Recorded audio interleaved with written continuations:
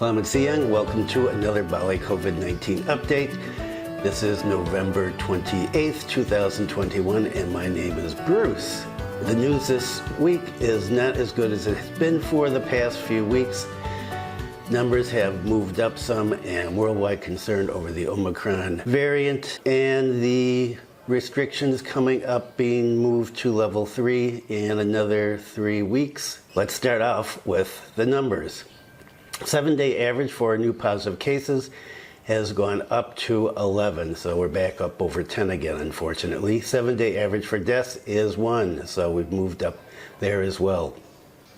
Nationally, things are pretty stable. New positive cases 404, deaths 11. So, good news there. Total number of individuals tested throughout Indonesia, 192,913 with a 0.21% positive rate. And the 7-day average positivity rate is 0.20, just what it was the other day. And Bali reported testing 46,423 individuals over the past 7 days with a 7-day positivity rate of 0.16. And what about vaccination numbers? Vaccinations, 3,448,318, that's first dose, that's 77.2% of the population. And second dose, 3,029,071, 67.8% of the population. And yesterday, 7,719 additional doses were administered. And what about here in Bali? New positive cases, 9, recoveries 11, deaths 2, and active cases in Bali, 164. Numbers have gone up slightly. Is it something to be worried about? It's something to be concerned about, but there's no telling why the numbers have gone up, and we just have to wait and see what's going to happen over the next few weeks. And let's take a look at the Omicron variant and what's happening with that. And so what about this new variant that has come up? There is a lot of information all over the internet about this. Countries tighten travel, stocks slide on fears of new COVID-19 variant Omicron. Singapore has joined a string of countries restricting travel to and from a number of African destinations. The new variant Omicron is considered to be a variant of concern, according to the WHO. So far, the new variant appears to have been responsible for a sudden surge of infections in South Africa, accounting to about 90% of all new cases in Gauteng province, the epicenter of the new outbreak. And as of Friday, at least 8 cases involving this virus have been reported elsewhere, 4 in Botswana, 2 in Hong Kong, and 1 each in Israel and Belgium. The cases in Hong Kong, Israel, and Belgium were linked to travelers who had recently been in South Africa, Malawi, and Egypt. The new variant has sparked international concern because of the unusually large number of mutations. According to Dr. Maria van Kerkhove, the WHO technical lead on COVID-19, the concern is that when you have so many mutations, it can have an impact on how the virus behaves. However, she noted it will take a few weeks for us to understand what the impact of this variant is. A high number of mutations does not necessarily produce a more potent variant, though. Similar concerns were raised about an earlier variant found in South Africa, but it was never listed as a variant of interest or concern. And according to Dr. Angela Rasmussen, a virologist at Georgetown University, we can't know if new variants will be bad based on sequence alone. Lots of mutations do not necessarily mean very bad. Okay, this is important for us to remember. Lots of people are panicking now. Countries closing up borders. It's good to be safe, but let's see what this variant actually does. According to Dr. Rasmussen, variants of concern emerge in mostly unvaccinated populations. The lesson here is that vaccine equity is about more than just altruism. We have the tools to prevent potential new variants from emerging, and we failed to use them effectively. About 24% of South Africa's population are fully vaccinated, and on the continent as a whole, only 4%. The president of the European Commission urged Europe to act swiftly and decisively.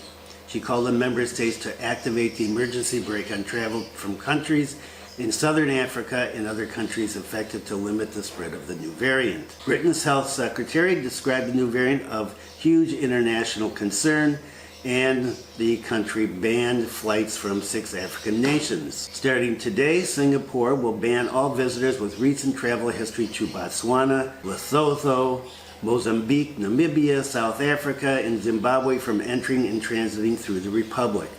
Returning citizens and permanent residents will have to do a 10-day stay-at-home notice. And Malaysia has also put a ban in, taking place yesterday, and returning citizens and work permit holders will have to undergo a 14-day quarantine.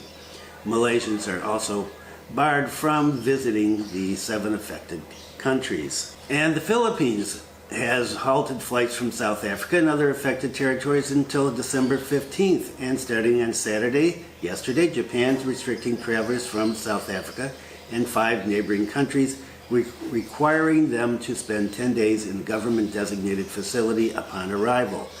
And Taiwan is tightening its quarantines, and India has instructed its states to rigorously screen all travelers from South Africa and other territories. Australia and New Zealand, as of this article, are monitoring the situation. And what about Indonesia?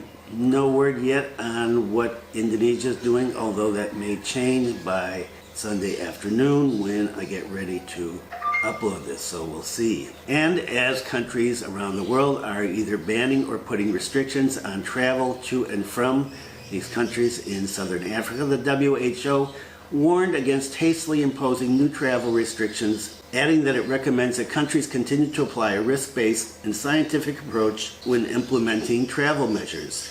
And stock markets tumbled. The MSCI Asia Pacific Index slid to its lowest level since early October, and gauges in Japan and Hong Kong leading losses in the region. In the US, the Dow fell 2.5% in early trading, and Europe's equity benchmark was on track for its biggest drop in 13 months. Stocks from work-from-home businesses, food delivery firms, medical gear producers, and COVID-19 testing firms jumped up amid fears of new social restrictions. U.S. Treasuries, the yen, and Swiss franc strengthened on haven demand. So we see countries are starting to close their borders to southern African countries that are the center of the Omicron variant. And, well, here's one where they've closed their borders completely. Israel to ban entry of foreigners from all countries over Omicron. And so on Saturday, Israel said that they're going to close their borders completely. This makes it the first country in the world to do so, and it said it's going to use counterterrorism phone tracking technology in order to contain the spread of the Omicron variant. The Prime Minister said that the ban would last for 14 days pending government approval, and officials hope that within that period there'll be more information on how effective COVID-19 vaccines are against Omicron. According to the Israeli Interior Minister, our working hypotheses are that the variant is already in nearly every country, and that the vaccine is effective, although we don't know yet to what degree. The variant so far has been detected in Belgium, Botswana, Hong Kong, Italy, Germany, Britain, in addition to the countries in southern Africa. And Israel has confirmed 1 case of Omicron with 7 suspected cases. The health minister did not say whether the confirmed case was vaccinated, but 3 of the 7 suspected cases were fully vaccinated, according to the ministry. And 3 had not returned from travel abroad recently. So are closing borders completely the way to go? Take a look at a link on YouTube with a doctor from the U.S. and what he has to say about closing borders versus vaccinations. And link is down below. I've already talked about the move to level 3 restrictions starting December 24th and lasting until January 2nd. And here's an interesting article from the Jakarta Post. New regulation sends mixed signals on holiday curbs. There's really no new information about what the restrictions are other than what I said the other day. However, the interesting things to note here, under the regulation, the central government has asked regional administrations to urge the public to limit their non-essential travel and tighten border restrictions in anticipation of an influx of migrant workers returning from abroad over the holiday period. Unlike last year's travel restrictions, which saw closures of countries' main thoroughfares, the new instructions do not mandate similar measures, sending, according to the Jakarta Post, a mixed signal to the public as more stringent curbs were expected following the government's announcement last week of nationwide level 3 ppkm over the year and holiday period. However, in lieu of tighter travel curbs, the government set up a number of health precautions geared to limit public mobility. And this includes the even-odd system that will be used in some places, and the requirement to present a negative COVID-19 test for essential travel and using the PL app when entering public facilities. And public order agencies, SATPOL PP, the police and military personnel will set up checkpoints, particularly in residential areas, to monitor compliance with health protocols. According to an epidemiologist from the Indonesian Epidemiologist Association, unlike 2020, the difference is we've vaccinated many more people, meaning that a semblance of herd immunity has been achieved. Our testing capacity has also been achieved. And she said that higher risk of COVID-19 transmissions would instead come from the arrival of international travelers over the year and holiday period. Vaccines and vaccinations. Indonesia receives 5.7 million Pfizer vaccines in 3 batches. So this past week, Indonesia has received 5.7 million doses of Pfizer vaccine, and they will be distributed around the country in order to boost the vaccination rate in those areas where it's lower, and that's most places outside of Java, Bali. 3.5 million doses came from the U.S., and the Indonesian government thanked the U.S. for its support and said that it represented the harmonious relationship between the two countries. And batch 128, which was the third batch of the Pfizer vaccine, it's 126, 127, 128 is 2.2 million doses, a little more than 2.2 million doses, and that was purchased directly. With the arrival of these 3 batches, Indonesia now received 355.7 million doses, both in bulk form and in ready-to-use form. And the government has been accelerating the vaccination scheme around the country. More than 267 million doses were distributed between January and October of this year. And so one of the goals is to reach 70% around the country, minimum 70% around the country. And I'm sure they're using the 70% of the target population, but that's okay for now. We want to get that much done, if possible, as quickly as possible. And so good news on the vaccine and vaccination front. And here's some good news in Indonesia. I didn't know this. You know, I was a teacher for almost 40 years, and well, President Jokowi lauds teachers' dedication among the pandemic. And so there was a National Teachers' Day the other day. I didn't even know this, on November 25th. My granddaughter didn't say anything, so I wonder if it was actually celebrated at their school. The president lauded teachers' dedication and their adaptations of their teaching methods to the COVID-19 situation. He said, for nearly 2 years under the pandemic, our education has preserved thanks to the innovation, creativity, and dedication of our teachers who watch over our younger generation. And he called on everybody to work together in order to prevent the spread of COVID-19 and help the country recover again. The commemoration of National Teachers' Day refers to the history of the founding of the Indonesian Teachers Association back on November 25th, 1945. Wow, okay, I did not know that. And this has been commemorated since 1994, and so thank you, teachers. So Bali's Governor Koster is a little bit irritated with some of the tourism players for what they did with sending a petition to the president.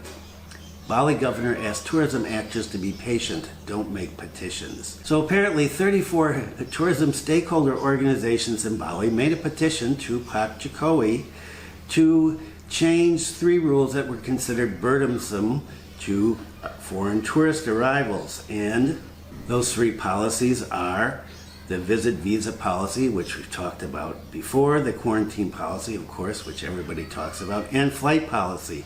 And it wasn't specified here what about flight policy, but I'm assuming that it's the direct flights. So the governor's irritated, and well, I would be too, to be honest, that they went behind his back, going directly to the president instead of going through the governor, not following channels and protocol. So the governor has asked the leadership of the Bali DPRD to provide an understanding to tourism actors not to make petitions. He said they need to be patient and understand that petitions are not necessary because they're counterproductive. They don't solve problems. He said that he's working very seriously dealing with the pandemic so that there's a recovery as soon as possible. And he said it's not the government's fault that nobody's here. Okay, we opened up on the 14th in 19 countries. He said we're going to add several more countries. There are plans to. But people aren't coming. There's an increase in cases in many places around the world now, and so it's impossible for those people to come. He said, we're open here. If they're closed there and they don't come, well, it's not our fault. He said, what kind of pressure can we put? We can't put pressure on. We can't force it from here. We can't force people to come. And he commended the central government and said the central government has provided extraordinary attention to the province of Bali. Everything that Bali has asked for has been given to it. However, the situation is indeed not yet possible for us to do as expected by tourism actors. And at this point, it seems that the governor is fully behind the central government's position of slowing things down and restricting mobility in order to prevent a surge after the holiday season coming up. And so understandable on both sides. The governor's irritated people went behind his back, and, well, organizations feel that they're not being supported enough here, and people need to get back to work. And so there's that working to balance the economy and the health. Not an easy thing to do. And, well, it's easy to criticize from this side, but I would not want to be in their shoes, because if we open, we go full bore, and, well, there's a huge surge, and we run into situations like you've got in Korea now, with the highest number ever a few days ago, and in Europe where they're locking down, the government is trying not to get into that position. Take a look at Thailand and see what's going on in Thailand, and, well, it's going slow, and I'm going to talk about that soon, but they are getting people. So what's the government going to do? Looks like we're going to wait at this point until after the holidays. And Astindo has lauded early communication by government on year-end travel curbs. And so the Indonesian Travel Agents Association has commended the government's early communications regarding the travel restrictions for the holiday period. The deputy chairperson of Astindo, Anton Sumarli, said that by giving people an early notice of what to expect, it allows industry actors to adjust their activities according to the curbs. He said he supports preventive measures in order to prevent a surge, and especially because the information was given out early, and therefore there's no room for confusion by the part of the industry, and it dispels the false impression of the government's inconsistency. And that's probably going to be based on what happens over the next month. Are things going to change or not? At this point, the government seems to be holding fast to not changing, not making allowances for Bali. The deputy chairperson cautioned that a sudden regulation change would trigger mass confusion, especially for travelers who then would be applying for refunds, and for the travel agents who would be overwhelmed with requests for refunds. Sumarli said that he commends the government's preparedness at this time, and he's optimistic that the announced regulation would not change in the future, and no new restrictions would suddenly be announced by the authorities. He said that regulation clarity would allow travel agents and travelers to prepare their activity timetable to celebrate year-end festivities. And so that's a good point here. People have been given advance notice, and so they can prepare around that. The problem is that there is this impression by some people in the tourist industry and other places in Indonesia that the government is not always consistent with its policies, that it changes from one time to the next, one minister to the next. Are things going to stay as they are? We'll just have to wait and see. So with all the talk about the restrictions over the last few weeks over the holiday period, and I discussed a summary of what those were in the last video, and I went through and read the surat from the government, and I didn't see anything there that was important that I missed. But NTB Mataram to close all tourist sites during Christmas, New Year's holiday. Okay, so this is not just in Bali that things are happening over in our neighbor Lombok as well. So the closure of tourist sites is in line with the National Enforcement of Level 3 Public community restrictions, the PPKM, starting on Christmas Eve. Mataram Mayor Mohon Rolaskana said that the city administration will make adjustments to COVID-19 rules, including closing tourist attractions and entertainment venues. Christmas activities will also be under strict rules. And fireworks and other celebratory events for New Year's are out. In order, I love this, to suppress the euphoria. Yes, let's not let people get euphoric. And the mayor said, amid the COVID-19 pandemic, we hope there will be no excessive excitement to welcome the new year. No being happy, you people. The Mataram COVID-19 Task Force spokesperson, E. Nyoman Swandiasa, said that a number of road access will be blocked to limit public mobility both into and out of Mataram. So, if you're in Mataram or you're planning on going to Mataram before the restrictions hit, better plan on staying put wherever you are. It sounds like it is going to be a quiet New Year's once again. And here's something, a local news, Buleleng news, that surprised me. Interesting photo here. Sunfish carcass found stranded on Buleleng beach.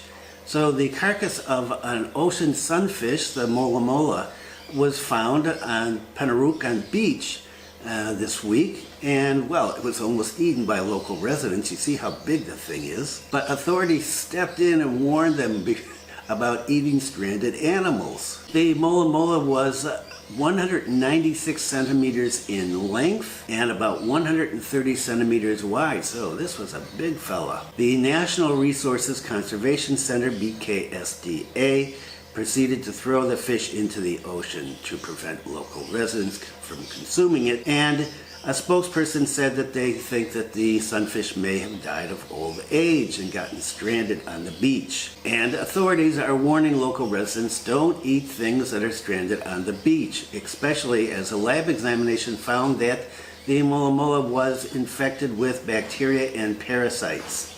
Yum. And the spokesperson added, this is the first time an ocean sunfish got stranded on the northern waters of Bali, to my knowledge. Yeah, I've never seen a mola mola here. Never. And I've spent a lot of time over the past 32 years in the water here. Wow, I would love to see one. And some more on Bali news. Bali Governor Wayan Koster wins People of the Year 2021. Okay, well, he's a person of the year, but there are many People of the Year here. So the governor won the People of the Year Award for Best Governor for Healthcare and Action Against Pandemic category from Metro TV this past Wednesday. The award was given after rigorous selection carried out by a 7-person jury. In a live Metro TV broadcast, it was stated that under the leadership of Governor Koster, Bali has become the first and highest province to carry out COVID-19 vaccinations, the highest in the application of health protocols, and the best in the implementation of micro PPKM. In addition to carrying out CHSE, this is interesting, being considered firm in giving sanctions to foreigners, including deportation. So he's going to get an award. That's part of his award. Okay, Governor. And the governor graciously accepted the award and thanked a whole lot of people. I'm not going to go through all of them, but high courts, regents and mayors, village heads, luras, everybody in Bali, all of the Balinese people who continue to work hard with various efforts in dealing with COVID-19 pandemic. 9 other governors were also given prestigious awards, and there are many different categories, and I'm not going to go through that. If you want to see, you can read the article. It's down below as usual. And it's getting ready to rain. You can probably hear the thunder in the background. Rain, rain, rain. Okay, and so not only did the governor do well in implementing vaccinations and the application of health protocol discipline, but in the economic field, the governor made 5 real breakthroughs to revive Bali's economic sector in the field of agriculture, marine, and industry. And what are those? Helped increase the production of Balinese fermented drinks, that's arak. That's definitely something to get an award for. And you remember the governor said at one point that drinking arak will help you recover from COVID-19 quickly. or anything else. But then what about recovering from the Ara? And implementing Bali Gotong Royong Krama market by involving active role of employees and helping weavers to increase the production of Balinese endek woven fabrics, and taking part in the Bali Bangat IKM exhibition, which was held from 2020 until now, and providing free space for IKM and MSMEs in Bali to market their local products both online through balimall.id, the e-marketplace, and conventional sales, and providing full support for Balinese local traditional salt products as well. And well, good news for everybody out in Karangasem and Ahmed who produce salt products. So with the relaxation of COVID-19 restrictions, an increasing number of people have been planning on overseas travel. And Korea has signed travel bubble agreements with Saipan and Singapore, aiming to exempt or ease rules on mandatory quarantine for travelers to and from both destinations who've been fully vaccinated. In Korea, 79.3% of the country's 52 million people and 91.1% of adults have been fully vaccinated as of this past Wednesday. And according to data from the government, the number of tourists who departed for Saipan from Incheon International Airport was 2,086 in October, up 131% from September. So Koreans are ready to go.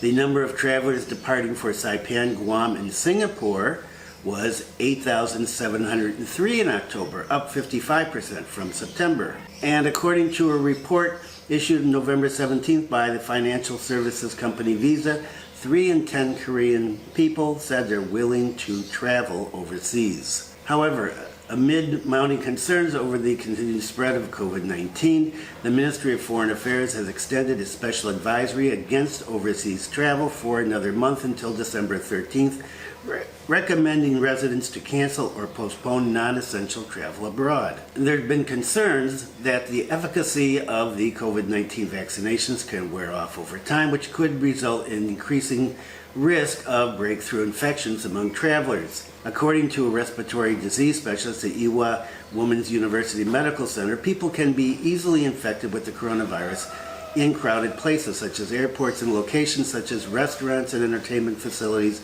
where they take their face mask off. People should wear a face mask at all times while traveling and go through COVID-19 testing upon returning home. And so, will the government's advisory keep people from traveling? Well, certainly we don't have anybody coming here yet, but you remember a few videos ago I was talking about Korean group who went to Chiang Mai and how they were welcomed royally for being the first group from international travel to hit Chiang Mai in a long time. Are we going to see Koreans in Bali? I don't think we're going to see them for a while, unfortunately. And what about Thailand? Thailand sees gradual tourism recovery. So Thailand was one of the first places in Asia to open up again for tourists. And, well, they're getting tourists, but it's going slowly. In the first 10 months, there were 106,117 foreign tourists. The year before, there was 6.7 million, and the year before that, the year before the pandemic came, 40 million. 40 million. Wow. They get a lot more tourists than Indonesia does. About 70% of the bookings have come from Europe, including Germany, the UK, Scandinavian countries, and then the US, Middle East, and Asia. And, of course, from domestic tourism as well. They're expecting to have approximately 30% occupancy this month and hope that things will increase a little in December. They're expecting a total of around 200,000 this year and 5 million next year, and then back to full bore in 2022. So if they're only expecting 5 million next year, they are planning on going slowly, and they're expecting world tourism to increase slowly. Well, according to one German tourist, thinner crowds and discounts make for a more pleasant experience. He said, it's a good time to come back to Thailand again. And yeah, that's one of the things good if you're a tourist and you come to any of the countries that are open, you get some big discounts on places. So if Thailand's expecting slow, we should expect slow here too. and time for a wrap-up. So numbers have gone up slightly over the past few weeks. While that's worrisome with the holiday period coming up and the question of why the numbers have gone up, it's not clear at this point. And I wouldn't call this a trend. The numbers have gone up for the first time in quite a while. So this is something to be aware of and to keep an eye on, but I'm not overly concerned at this point. How will the appearance of the Omicron variant affect Indonesia? With countries around the world beginning to close up their border to countries from southern Africa, that seems to be something that Indonesia will most likely follow with. Will Indonesia move to increase the quarantine period? Will we close the borders completely again? Nothing sure at this point, but they're all possibilities. Still waiting for the government to make an announcement, and as of Sunday at noon, yes, there's no word yet. I just came across news that the Philippines will do a test of opening up to fully vaccinated tourists starting on December 1st. And I'm going to wait to do a more in-depth discussion of that until Wednesday and see what the response of the Philippines is to the Omicron variant, and is that going to affect their plans to open up to fully vaccinated tourists on the 1st. Otherwise, there's no new news on international flights coming into Bali. People on B211s are still coming in, and if you want to come in on a B211 with all the worry about the Omicron variant, I would do it soon, because no telling if we're going to close up the borders again. The main thing here with the Omicron variant is not to panic. According to several segments where I discuss the Omicron variant, scientists have said they're not going to know for sure how this is working, how transmissible it is, if it's able to evade the vaccines for another week to 2 weeks. So everybody just has to wait and see what's going to happen. We may have some information from the government tomorrow night. Monday nights are a time when the government likes to make announcements. In the meantime, if you found this video helpful, please give it a thumbs up. That helps me with getting the video distributed more. And if you haven't subscribed, please consider subscribing. And here's my little kind of cute button, I think. So thanks for viewing. Stay safe. Be kind to someone today. Videos are released every Wednesday and Sunday. And if you have any comments, any links to new things that are happening, please leave them in the comment section.